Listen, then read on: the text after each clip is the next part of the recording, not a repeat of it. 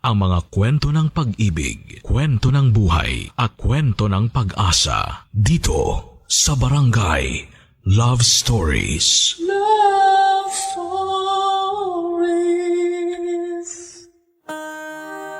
Minsan, mahihirapan tayong malaman kung ano ba ang lugar natin sa buhay ng isang tao. Minsan, nauuna rin ang hiya sa pagtatanong kaya mas lalo kang maliligaw kung saan ka pupwesto. Ikaw, kabarangay, alam mo ba kung saan ang lugar mo sa buhay ng taong mahal mo?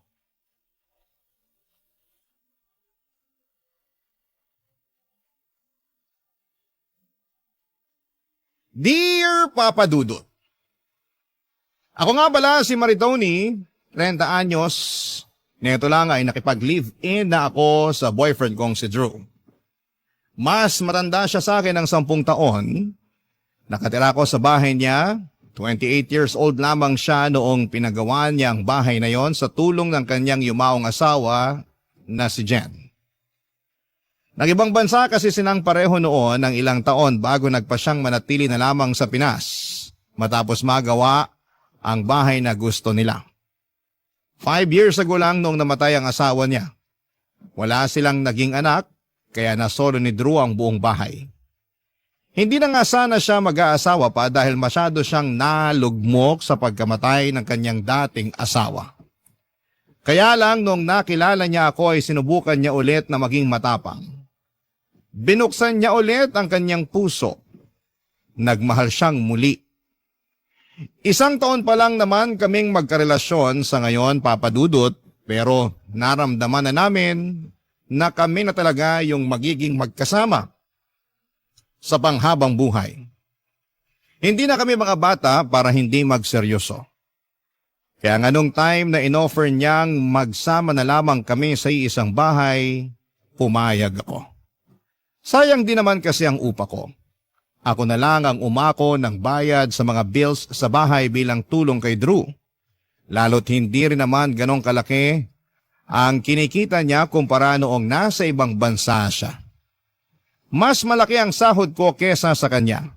Kaya kung meron mang mga gastusin sa bahay, ako na ang nagbabayad. Wala naman yung problema sa kanya, bukas naman ang kanyang isipan sa ganong klase ng setup namin, Papa Dudut.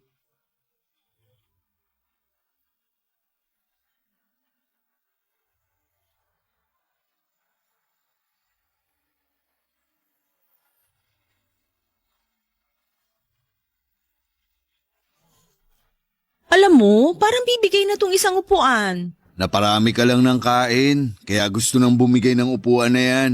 Loko ka ha? Seryoso nga kasi, lumalangit-ngit na eh. Ayusin ko na lang sa day off ko. Gano'n na ba to katagal? Itong dining set, ito ang una naming ininvest ni Jen noon. Mahilig kasi kaming kumain, kaya ito ang inuna naming bilhin nung binubuo namin tong bahay. Matagal na rin pala no? Oo, kaya siguro gusto na ring bumigay. Basta sa day off ko, ayusin ko na lang yan. O pwede na rin i-retire na lang. Ipamigay sa mga ibang may kailangan. Eh anong gagamitin natin? Bibili ako. Yan ka na naman eh. Ikaw na naman ang gagastos. Konti na lang talaga. Hindi ko na mararamdaman ang pagkalalaki ko. Uy, akala ko ba okay na tayo sa setup natin? Gusto ko lang din naman kasi ng safe at maayos na gamit. Ang hirap kasi baka madisgrasya tayo sa next na upo natin dito. Pero pwede pa namang remedyohan yan. Marunong naman ako magkarpintero eh. Naku, tigilan mo ako. Ang dami mo nangang nasirang pader dito sa bahay dahil sa pagiging karpintero mo, no? Eh basta, kesa naman ipamigay lang tong dining set. Yun na nga eh. Ipapamigay naman sa mga nangangailangan, hindi itatapon. Mapapakinabangan pa rin ng iba. Parang ganun na rin yun. Ibenta na lang natin para sure na gagamitin talaga. Wala nang bibili nito. Marami na ngang sira, tsaka luma pa. Exactly. Kaya ipamigay na lang natin. Ay, Ayaw mong ipamigay dahil sa sentimental value, no? hindi ka naman ba magagalit kung oo ang sagot ko? Siyempre hindi. Ito ang una niyong pinundar ng dati mong asawa eh. Marami na kayong memories na nabuo habang kumakain dito. Hirap lang talaga ako makapag-let go kasi ng mga gamit. Lalo kung naging parte na ng buhay ko. Kahit sabihin pang sira na o pwede nang itapon. Diyan talaga tayo nagkakaiba, no? Kasi ako, hindi ako na-attach sa mga gamit. Kapag hindi ko na kailangan, ipapamigay o itatapon ko na kagad. Para ma-welcome ko yung bagong blessings. Ay, siguro nga, kailangan ko na rin i-let go tong dining set. Tatawagan ko na lang yung nanay ni Jen. Ibibigay ko na lang sa kanya. May kontak ka pa sa nanay ni Jen? Paminsan-minsan nakakapag-usap kami. Kinukumusta ko. Mag-isa na lang kasi siya sa buhay. Patay na yung asawa niya, tapos wala na rin si Jen. Wala siyang ibang anak? Wala. Si Jen lang talaga ang naging anak niya. Kaya nagwo-worry din ako kasi 65 years old na siya. Mag-isa na lang sa buhay. Pag may extra ako noon, pinapadalan ko siya o kaya pinag-grocery. Ang bait mo naman pala talaga. Naging nanay ko na rin kasi siya. Alam mo namang ulila na ako sa mga magulang. Siya talaga ang nag-alaga sa amin ni Jen noon. Dito nga rin siya tumira dati. Oo, bakit siya umalis? Umalis lang after makremate si Jen. Sabi niya, hindi raw niya kayang tumira pa rito dahil naaalala lang niya ang anak niya. Dito nga sa dining area sila madalas tumatambay na mag-ina nun. Mahilig din kasi silang magluto at kumain. Ang dami na palang alaala ng dining set na to. Parang kahit ako, ayoko na rin tuloy ipamigay. Pero tama ka eh. Oras na rin para mag-let go. Tsaka mapapakinabangan naman ng nanay ni Jen to kung sakali. Ikaw, kung ano man ang maging desisyon mo. Teka, tatawagan ko lang siya para malaman na niya. Tsaka, okay lang ba kung ipagbili ko na rin siya ng mga kailangan niya sa bahay?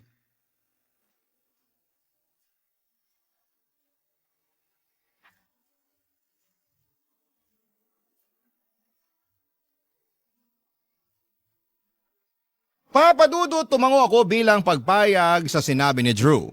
Hindi naman kasi problema kung mag-aabot siya sa nanay ng yumaon niyang asawa na si Jen. Kawawa rin naman kasi lalo't nalaman kong mag-isa na lamang pala niya sa buhay at isa ng senior citizen. Pagkatapos noon ay masayang kinuha ni Drew ang kanyang cellphone at tinawagan ang dati niyang biyanan. Nanay pa rin ang tawag ni Drew sa kanya at nakita ko talaga ang kakaibang saya sa mukha ni Drew nang makapag-usap silang dalawa.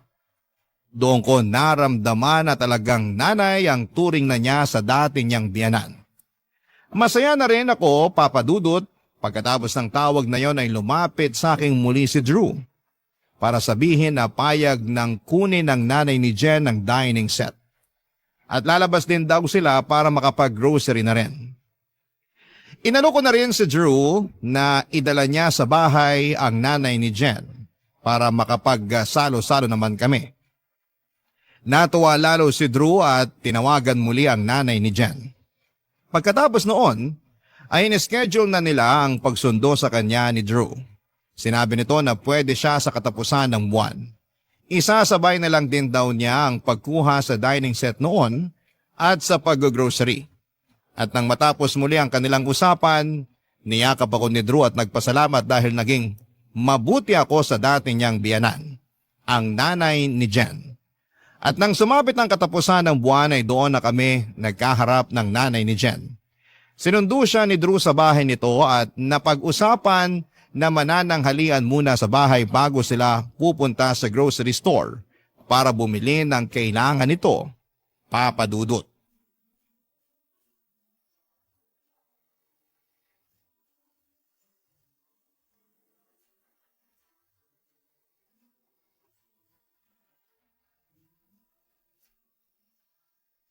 Maritoni, ito nga pala ang nanay ni Jen. Kumusta po, ma'am? Salamat naman po at nakadalaw po kayo rito sa bahay. Oo nga, ilang taon na rin nung huli akong tumapak dito. Salamat po ulit, Nay ha. Namiss ko kayo. Namiss din naman kita, anak. Kayo ni Jen. Kaya lang, natatakot akong bumalik dito para bumisita noon kasi parang hindi pa handa ang puso ko na tanggapin na wala na ang unika iha ko. Buhay pa rin naman ang alaala ng anak niyo, ma'am. Nanay na lang din ang itawag mo sa akin. Para ko na rin anak dong si Drew. Tsaka, namimiss ko na rin ang pakiramdam na may tumatawag sa akin ng nanay. Mas ayos po yan sa akin. Saka mas magiging ayos kung palagi kayong dadalaw dito. Para naman may nakakasama rin kami ni Drew. Oo nga po, Nay. Mas magiging masaya itong bahay kung nandito ka na ulit. Hindi ba nakakahiya sa inyo? Baka naman makasagaba lang ang isang matandang tulad ko sa inyo. Huwag niyo pong isipin yun. Gusto naming may nakakasama rin dito sa bahay. Kaya pumayag na kayong dumalaw-dalaw. Tsaka masarap din po magluto tong si Maritoni. Baka pwede na rin kayong magban sa kusina palagi. Palagi? Kung palagi dito na lang din kaya ako tumira ulit. Kung pwede naman po. Sana hindi niyo masamain ha. Meron sana akong sasabihin Ano po yun? Pinaalis na kasi ako dun sa inuupahan ko nung nakaraang buwan pa. Gusto kasing taasan yung upa ko hindi ko na kayang bayaran. Hindi naman kasya sa pensyon ko. Baka kulangin ako lalo't may maintenance na rin ako. Bakit hindi nyo agad sinabi sa akin to, Nay? Para nagawa natin ang paraan. Naisip ko na rin namang lumapit sa'yo, kaya lang nabalitaan ko ang meron ka na raw bagong kinakasama. Kaya naunahan na rin ako ng hiya. Nay, dito na kayo tumira. Sigurado ba kayo? Magaling naman ako maglinis. Ako na rin palagi magluluto para may ambag ako sa inyo. Gawin niyo akong kasambahay, kapalit ng pagpapatira niyo rito sa akin. Walang kailangang iambag. Lalo hindi kayo magiging kasambahay. Ipahinga nyo na lang po at gamitin nyo na lang yung pensyon nyo sa maintenance nyo at kung ano man yung gusto nyong bilhin. Tama si Maritoni, Nay. Kami nang bahala sa inyo. Salamat mga anak ko. Hindi ko na talaga alam kung saan ako pupulutin pag tuluyan na akong pinaalis dun sa inuupahan ko. Ngayon din po, habang naka-day off kami ni Drew, kukunin na namin ang mga gamit nyo dun sa inuupahan nyo. Mga damit lang ang kukunin. Pwede naman kahit mamaya na lang. Wala naman akong ibang gamit dahil pinamigay ko na nung nalaman kong pinaalis na ako ng nagpapaupa sa akin. Puro damit na lang dun at itong abo ni Jen. Dala nyo po ang urn ng anak nyo? Dala niyo po yung abo ni Jen? Natakot ba kita? Hindi naman nagmumulto ang anak kong si Jen. Dinala ko lang talaga ngayon para makabalik din siya dito sa bahay nila ni Drew. Ang tagal na rin kasi nung kinuha ko siya mula rito. Nabigla talaga ako nang ilabas ni nanay ang urn o yung lalagyan ng abo ni Jen mula sa kanyang bag. Kaya naman pala parang bigat na bigat si nanay sa dala niya. Pinakita niya sa amin at parang pinakilala sa akin ng pabiro ang abo ni Jen. Si Drew naman ay nagulat din. Inakala kasi niyang pinaanod na sa dagat ng nanay ni Jen ang abo nito. Kaya kinuha nito ang urn mula kay Drew pagkatapos makremate. Buong akala ni Drew ay dinadalaw niya sa dagat ang abo ni Jen pero hindi naman pala nakaabot yon doon. Tinago pala ng nanay ni Jen. Naiintindihan naman namin siya, Papa Dudut. Gusto lang daw talagang makasama ni nanay ang abo ni Jen. Pagkatapos noon ay inalalayan siya ni Drew para ilagay sa altar ang abo ni Jen. Nagdasal saglit si nanay habang nakaharap sa abo ni Jen. Pagkatapos noon ay hinarap kami at nagtanong muli kung ayos lang ba na dinala pa niya ang abo ni Jen sa bahay namin. Tumango lamang kami ni Drew at pinagbigyan ng kahilingan niya. Maliit na bagay lang naman yon at saka malaki rin naman ang ambag ni Jen sa bahay nila ni Drew. Sino ba naman ako para pagbawalan ang abo niya roon, hindi ba? Nag-lunch na rin kami pagkatapos ng usapan. Sabay-sabay na rin kaming umalis pagkatapos namin kumain para kunin na ang mga damit ni nanay. Dumaan din kami sa grocery para ipagbili naman siya ng mga pagkain na gusto niyang kutkutin kapag nasa bahay na siya ulit nakatira. Papa Dudut, napakasaya ni nanay habang nagpapasalamat sa amin. Gumaan tuloy ang loob ko at pakiramdam ko ay nakagawa ako ng tama ng mga oras na yon. Papa Dudut. Barangay Love Stories. Barangay Love Stories. Makalipas lamang ang 2 araw ay nakalipat na ng tuluyan ang nanay ni Jen sa bahay. Damit na nga lang talaga at urn ni Jen ang dala nito. Nag-stay ito sa dating kwarto niya at pinasadya pala ni Drew at Jen na gawing 2 kwarto ang bahay. Ang isang kwarto ay para kina Drew at Jen at ang isa naman ay para kay nanay. Kung sakali man na nagkaroon ng anak si Drew at Jen noon ay hahatiin na lamang ang kwartong yon. Di hamak pala na mas malaki ang kwarto ni nanay kesa kina Drew at Jen. Nung umalis doon si nanay, ginawa na lang tambakan ni Drew na mga lumang gamit yon. Ako nga ang naglinis noon. Ako na rin ang nagpamigay ng mga gamit na nakatambak doon dahil hindi naman daw gagamitin pa ni Drew ang mga yon. Hindi lang niya maasikaso talaga. Mula nang tumirang muli si nanay sa bahay ay lagi itong nagpapasalamat sa akin. Paulit-ulit niyang sinasabi na hindi lahat ay tulad ko na bukas ang isipan at malambot ang puso para sa katulad niya. Dahil doon ay mas lalo akong napalapit sa kanya. Para natuloy akong nagkaroon ng nanay, lagi kaming magkasama sa bahay lalo't WFH naman ako. Marami siyang naituro sa akin para mas maging masinob at magaling sa bahay. Kaya lang sa pagtagal ay meron na akong napapansin sa kanyang mga ugali na parang ang hirap na ngang tansyahin. Tulad na lamang sa mga gawaing kusina. Nung una mahinahon at mabait pa siya sa pagsama sa akin sa pagluluto at sa ibang gawain sa kusina. Pero nang tumagal, parang nararamdaman kong iba na, Papa Dudut.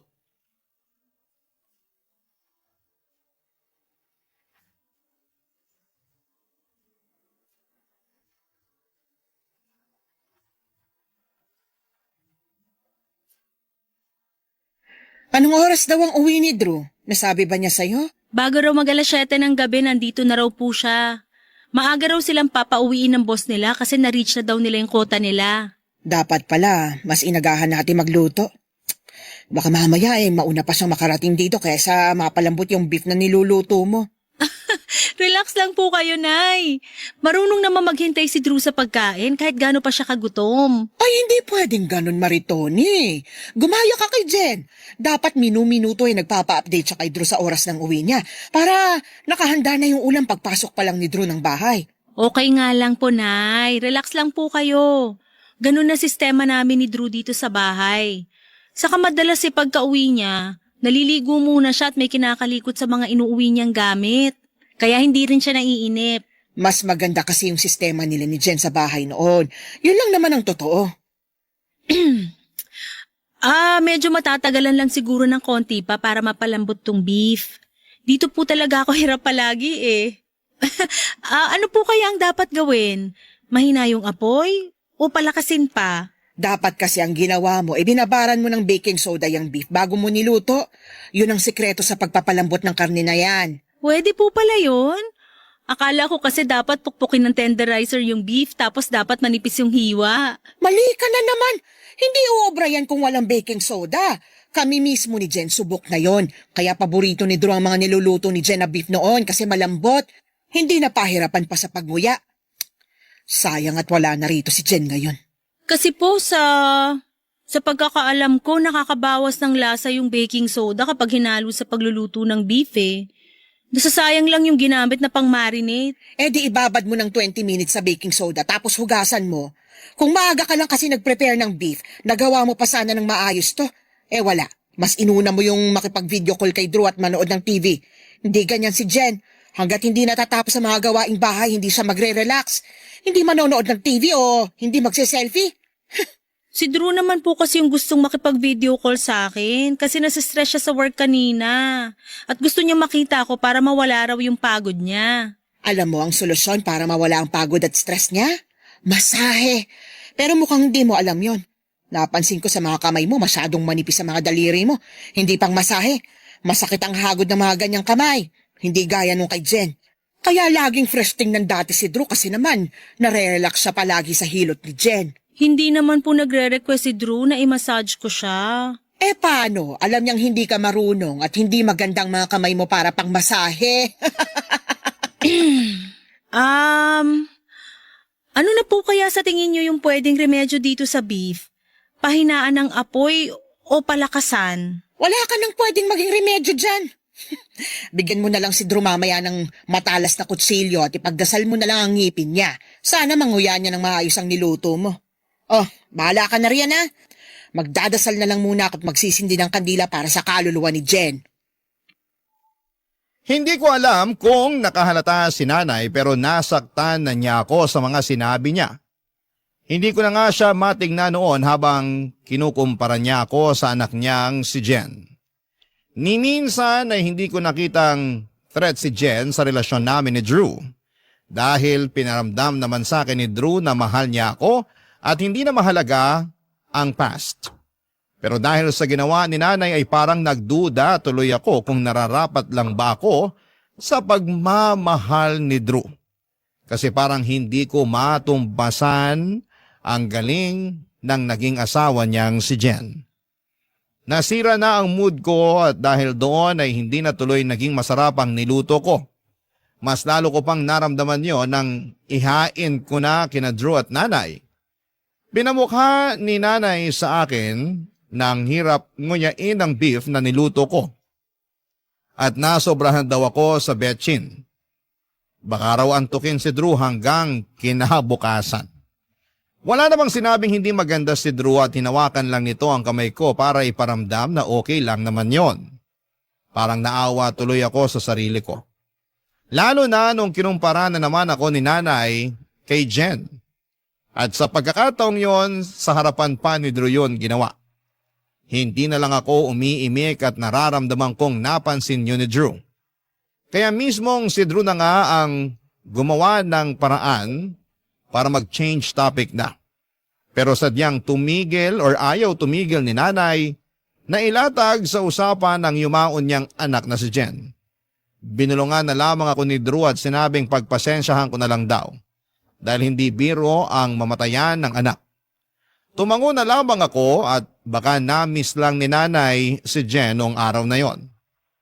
Pero makalipas ang ilang araw ay ganoon pa rin ang ginawa nito. Meron pa siyang malalang ginawa at hindi ko na yon kayang tanggapin pa. Nangyari yon habang nasa kwarto kami ni Drew, isang gabi papadudot.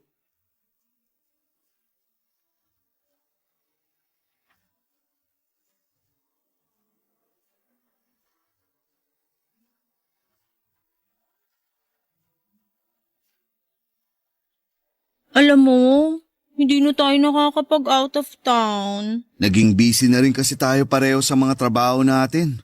Tsaka, nag-a-adjust pa tayo sa paglipat ni nanay dito. Oo nga eh. Kailan kaya tayo pwedeng mag-out of town? Namimiss ko na bumiyahe. Pura na lang MRT yung biyahe ko. Pwede siguro sa katapusan. Long weekend yun. Ayan, sige. Saan naman kaya tayo? Hindi pa tayo nakakapag-ikot sa Pampanga. Alam mo, merong sinabi sa akin yung katrabaho ko na meron daw bahay doon na nagluluto ng mga sinaunang putahe ng mga Kapampangan. Sa Mexico, Pampanga raw yun eh. Ay, nabalitaan ko nga yan. Gusto ko rin makatikim ng cookies ng patron saint nila na si San Nicolas de Tolentino. Patron saint ng mga bata, baker, mga may sakit at kalamidad. Alam ko yan. Pande San Nicolas ang tawag sa cookies na yun. Sige, bumili tayo para ipasalubong sa mga kaibigan natin at kay nanay. Naisip ko nga pwede rin nating ibenta yun dito sa Manila. Patok yun sigurado. Hindi na ako makapaghintay. Feeling ko parang mag-honeymoon ulit tayo nun. Bakit kasi hihintayin pa natin na mag-out of town para makapag-honeymoon ulit tayo? Eh kung pwede naman na nating simulan ngayon. Loko ka talaga. Nakahanap ka na naman ng tiyempo para harutin ako, ah. Hindi ah. Mukhang pinain mo nga lang yung salitang honeymoon para makascore ka sa akin eh. Aminin mo na.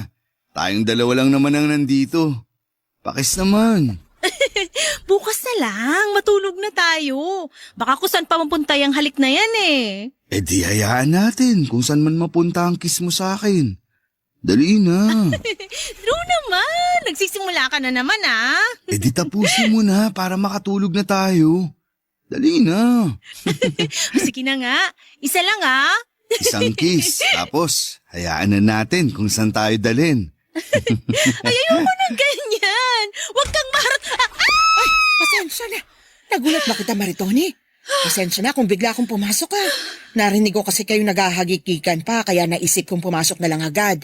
Nay, may kailangan po ba kayo? At bakit dala niyo ang Ernie Jen? Nanaginip kasi ako kanina.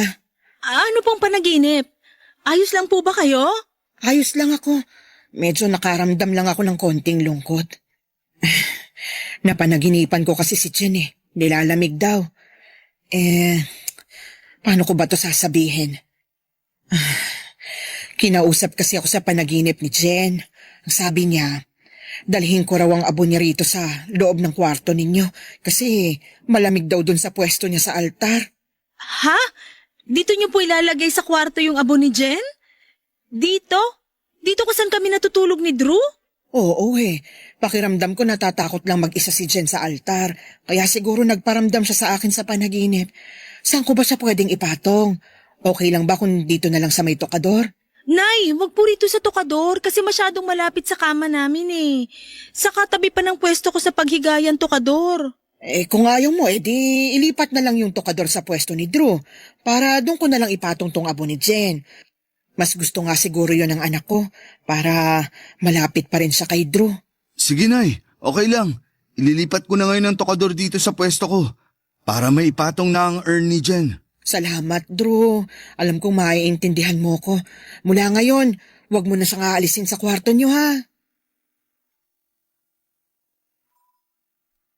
Papadudot tumango lamang si Drew at mabilis na sinunod ang gusto ng nanay ni Jen na ilipat malapit sa kanyang pwesto ang tokador para maipatong doon ang abo ni Jen. Hindi na ako nakapagsalita pa. Hindi ako komportable sa ginawa nila at hindi man lang nila tinanong sa akin kung ayos lang ba yon. Ano kaya ang mararamdaman nila kung sa kanila ko yun gawin? Nakakasama ng loob pero ano bang laban ko? Kinasal siya kay Jen at kahit patay na si Jen, alam kong mansyado pa rin siya sa buhay ni Drew. Lalo't andon si nanay na hindi nagawang patahimikin pa ang ala-ala ni Jen at ng relasyon nila ni Drew noon. Nang makita na ni nanay na pinatong na nga ni Drew ang urn ni Jen sa tukador ay saka pa lang ito lumabas. Nagpaalam na ito kay Drew pero sa akin ay hindi. Ni hindi nga niya ako tinignan. Sinubukang makipaglambingang muli ni Drew sa akin pero nawala na ako ng gana. Hindi ba niya naintindihan na nakakawalang gana yung ginawa niya? Sa kasinong lalambing sa ganong sitwasyon? Nasa isang kwarto lamang kami ng yumao niyang asawa. Anong gusto niyang maramdaman ko? Nagpanggap na lamang ako na inaantok na at hindi naman nakalata si Drew na sumama ang loob ko. Humiga na lamang ako at tumalikod sa kanya. Tumalikod din siya sa akin. Nakaharap na siya sa abo ni Jen. Doon ako nakaramdam ng inis lalo. Mali ba ang nararamdaman ko? Yung magselo sa taong wala na sa mundong ito. Barangay Love Stories. Barangay Love Stories. Hindi ko nakilala ang nanay ko at baby pa lamang ako noong iniwan na ako sa poder ng tatay ko. Hindi ko naman na siya hinanap pa dahil para saan pa. Iniwan na niya ako at obviously ay ayaw niya sa akin. Kaya walang ina na gumabay sa akin sa paglaki. Meron naman akong mga nakasamang tiyahin pero hindi ko rin sila masyadong nakasundo. Hindi ko kasi alam kung paano makipaglapit sa kanila. Kaya naman sa huli tinanggap ko na lamang na ganon talaga ang kapalaran ko. Umaasa na nga lang ako sa mga nakakarelasyon ko na mapalapit sa mga nanay nila. Para sa ganon ay parang meron na rin akong isang ina. Si Drew naman noong naging kami ay nalungkot ako ng bahagya kasi wala na siyang nanay na pwede ko sanang makalapit. Pero laking tuwa ko nang malaman kong meron pa siyang kinikilalang ina sa katauhan nga ng dati niyang biyanan, ang nanay ni Jen. Akala ko talaga ay may experience ko na ang pagmamahal ng isang ina sa katauhan ng nanay ni Jen. Noong simula ay oo, pero nung tumagal ay lumabas din ang katotohanan. Ramdam kong hindi niya ako gusto at napapansin ko yon sa tingin niya tuwing nakikita niya kaming naglalambingan at nagmamahala ni Drew. Lagi niyang sinisingit sa usapan ng anak niyang si Jen sa tuwing napapansin niyang lumalalim na ang lambingan namin ni Drew Papadudot. Hindi naman nakakahalata si Drew doon, tanging ako lang. Isang bagay na hirap kaming explain ng mga babae. Alam namin kapag hindi kami gusto ng kapwa namin babae. Siguro yon ang sinasabi nilang intuition namin. At palong-palo ang intuition ko pagdating kay Nanay Papa Dudut.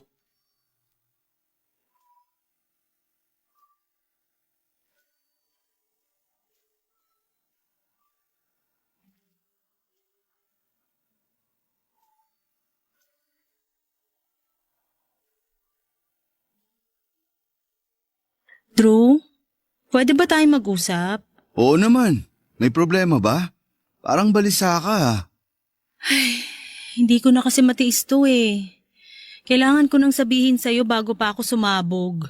Mukhang seryoso to ah. Ano ba yun? Kinabahan naman ako bigla. Si nanay kasi eh. Anong nangyari kay nanay? Asan siya? Kumalma ka. Walang nangyaring masama sa kanya. Eh ano pala? Alam ko mas matagal mo na siyang kakilala kaysa sa akin. Pero kasi, paano ba to? Huwag mo mamasamain yung sasabihin ko ha. Diretsahin mo na ako. Hindi ako mapakali. Okay.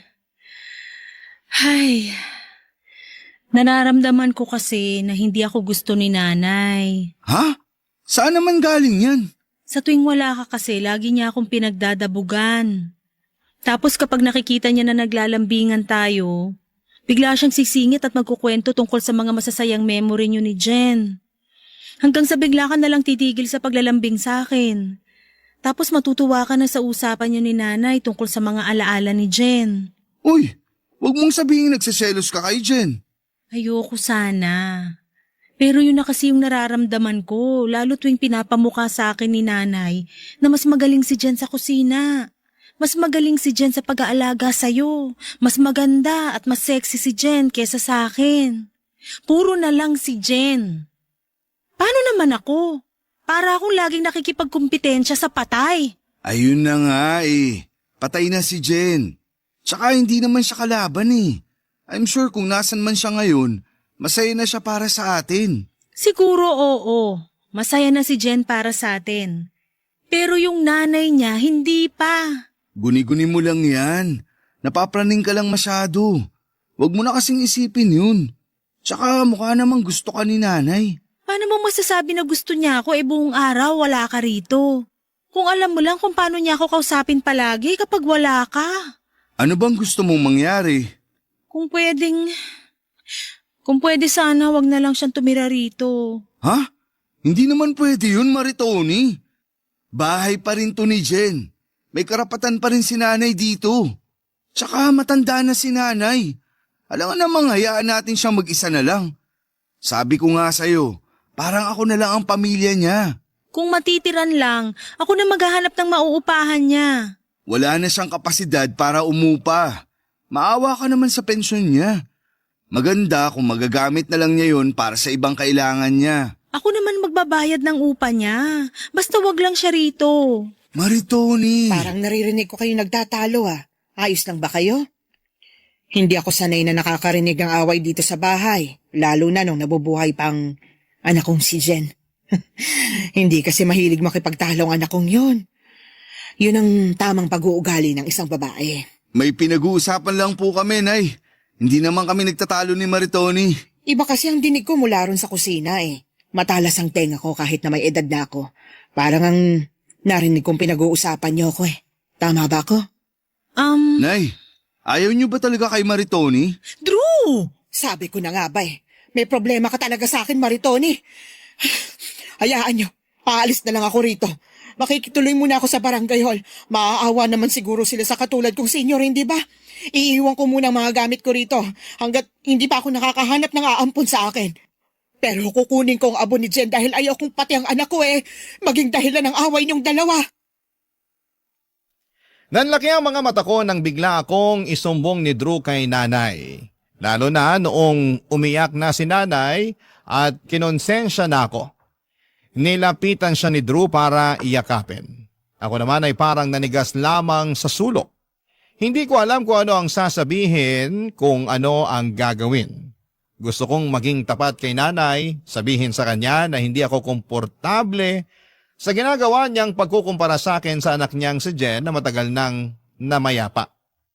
Pero ng mga oras na yon, Parang wala akong nagawa. Nakatingin lamang ako sa kanila ni Drew at pilit na pinapakalma ni Drew si nanay. Lalo na noong nagtatangka na itong kunin ang urn ni Jen sa kwarto namin. Ilang beses sinabi ni Drew na hindi siya pwedeng umalis sa bahay dahil pamilya na ang turing sa kanya ni Drew.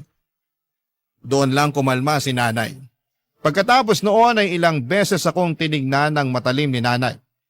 Ganon ang tingin niya sa akin kapag hindi nakatingin si Drew. Parang kontrabida sa isang teleserye na hindi magpapahuli sa bida. Mula noon ay mas gumaspang na ang ugali ni nanay sa akin.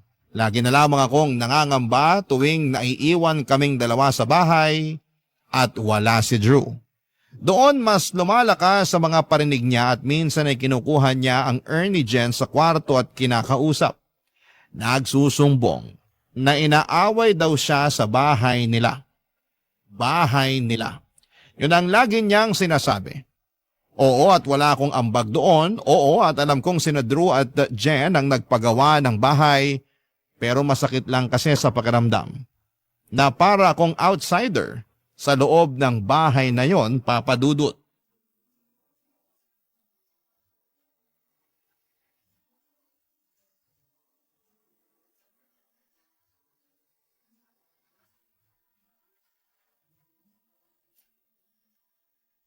Nay, gusto niyo na po bang kumain? Nakapagluto na kasi ako ng pananghalian natin. Hindi na. Dumating naman na ang pensyon ko. Bibili na lang ako ng ulam sa karinderya. Tipirin niyo na lang po yung pensyon niyo. Marami naman akong niluto para sa atin eh. Tara na po. Tipirin ang pensyon ko?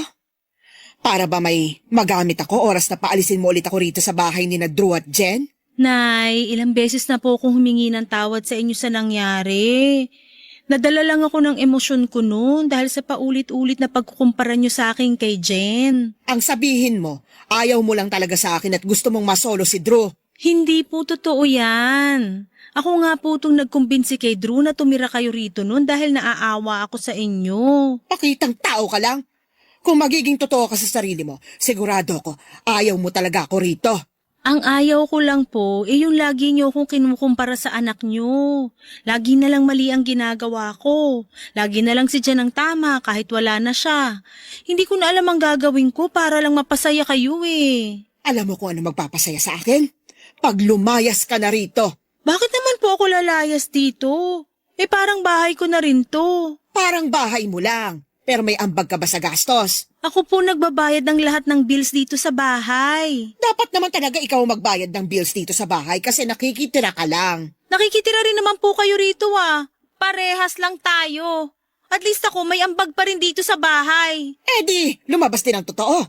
Ipapamukha mo rin pala sa akin na wala akong ambag sa bahay na to.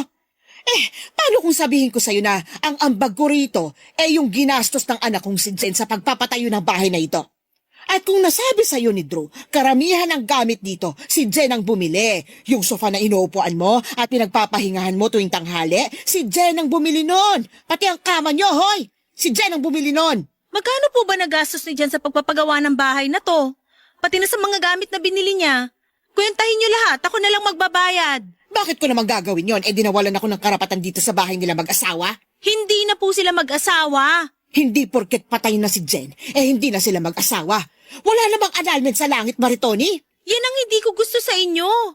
Lagi niyong pinaparamdam sa akin na talagang wala akong karapatan kay Drew dahil sila ni Jen ang naging unang mag-asawa. Kasi yun naman talaga ang totoo. Sinasabi ko lang ang bagay na dapat alam mo. Mag-asawa pa rin sina Jen at Drew. Matagal na pong patay ang anak niyo. Nakapag-move on na po si Drew. Ako na po ang kinakasama niya. Ako na ang mahal niya. Hay, may gusto sana akong ikwento sa'yo tungkol sa relasyon noon ni na Drew at Jen. Kaya lang, baka mamatay ka sa selos. Huwag na lang. Relasyon noon. Noon. Eh di tapos na. So bakit binabalik pa ngayon? Eh ako na nga ang karelasyon ni Drew ngayon. Ako na ang may karapatan sa kanya. Hanggat nandito ako, hindi mo makukuha ng buong karapatan mo kay Drew. Dahil hanggat nakikita niya ako, lagi niyang maaalalang pagmamahal niya para sa nag-iisang asawa niya. At ang anak ko lang yon, si Jen lang yon. Kahit abo na siya, mas may karapatan pa rin siya kay Drew at sa bahay na to kesa sa'yo. Papadudot, hindi na ako nakaimik pa sa mga sinabi ni nanay. Ano pang ilalaban ko roon sa sinabi niya? Mas lalo lang akong nasaktan, lalo't harap-harapan na niyang sinabi sa akin na wala akong karapatan sa bahay na yon at kay Drew. Ang hirap hanapin ang lugar ko sa bahay na yon. Para akong naliligaw kahit nasa isang sulok lang naman ako. Nang mapansin ni nanay na hindi na ako nakalaban sa huli niyang sinabi ay sa kanya ako tinignan. Mula ulo hanggang paa. Tila sinusukat ang maliit kong pagkatao. Mas lalo akong nanliit at para akong nahiya. Pagkatapos po noon ay pumasok siya sa loob ng kwarto namin ni Drew at muling kinuha ang abo ni Jen at saka naupo sa sofa. At saka kinausap yon. Sinusumbong ang mga sinabi ko sa kanya. Nagpatuloy ang pangdadaot sa akin ni nanay kahit sa harapan mismo ni Drew. Ginagawa pa rin niya. Wala na siyang patawad. Nahalata na rin yun ni Drew pero para hindi na lumalapa ay sinabi na lang niya sa akin na pagpasensyahan ko na lamang si nanay. Ano pa bang magagawa ko roon? Akala ko dahil napansin na ni Drew ang ginagawa ni nanay sa akin ay kakampihan na niya ako o i-validate ang nararamdaman ko. Pero hindi pa rin pala. Mas lalo ako nawala ng lugar, hindi lang sa bahay na yon kundi pati na rin sa buhay ni Drew. Mga kabarangay, hihilingin ko sana ang tulong ninyo. Ano ba ang pwede kong gawin sa sitwasyon ko? Aalis na lang ba ako sa bahay na yon? Naguguluhan na kasi ako, sana'y matulungan ninyo ako. Maraming salamat po. Ang inyong forever kapuso at kabarangay, Maritoni. Ako? Gigil na gigil talaga ako sa nangyayari sa kwento natin. O ikaw, kabarangay, kumukulo rin ba dugo mo? Pwede kang mag-iwan ng comment sa ating comment section.